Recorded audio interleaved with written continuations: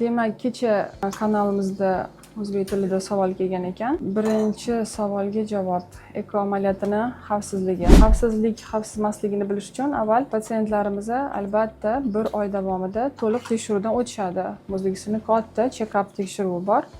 Ayolni jigaridan, o'pkasidan tortib, uretizmi, qondagi tahlillar, gormonlar, har xil shamollashlar, infeksiyalar bor yo'qligini aniqlab, klinikamizdagi terapevt, mammolog, endokrinolog, gematolog, gemostaziolog va o'zini reproduktolog tomonidan, androlog tomonidan eko uchun qarshi ko'rsatma yo'qligini aniqlangandan keyin muolajaga kirish mumkin. Albatta, agar o'tkir onkologik kasalliklar, o'tkir infeksion kasalliklar bo'ladigan bo'lsa, bu amaliyot xavfli hisoblanadi.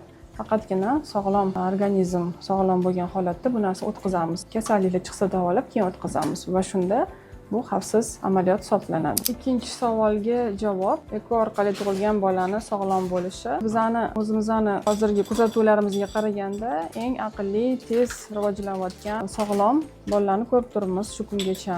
Eko amaliyotidan tug'ilgan kasal bolalarning foizi tabiiy homiladorlikdan tug'ilgan bolalar bilan teng. Bularni sog'lom tabiiy bolalardan hech qanaqa farqi yo'q. Eko amaliyoti orqali tug'ilgan bolalar tabiiy homilador bo'lib tug'ilgan ayollarni farzandidan hech qanaqa farqi yo'q. Hozir mana bizani bolalarimiz bu yili 4 yoshga kirganlar, klinikada tug'ilganlar 4 yoshga kirishyapti. 2016-yildan beri sohada ishlayotgan bo'lsak, demak 9 yoshli patsientlarimiz bor. O'zimizni tayyorlagan, homilador bo'lgan bizada ayollarimiz. Hech qanaqa ekodan kasal farzand tug'iladi yoki jinsiy zaif tug'iladi degan narsa yo'q va ekodan tug'ilgan bolalar hammasi o'zligisi keyinchalik tabiiy yo'l bilan homilador bo'lish, tabiiy yo'l bilan ona va ota bo'lish imkoniyati teppa-teng tabiiy yo'l bilan tug'ilgan bolalarga nisbatan. Hech qanaqa ekodan bo'lgan bolalar yana eko bilan bola tug'adi degani emas. Ekodan tug'ilgan bolalar aniq sog'lom bo'lishini bilish yo'li bor. Bu embrionlaringlarni tekshiruvga berishingiz mumkin va shunda biza bolani qirolsizda xromosomasi, jinsiy xromosomalari shularni bilish imkoniyati bor.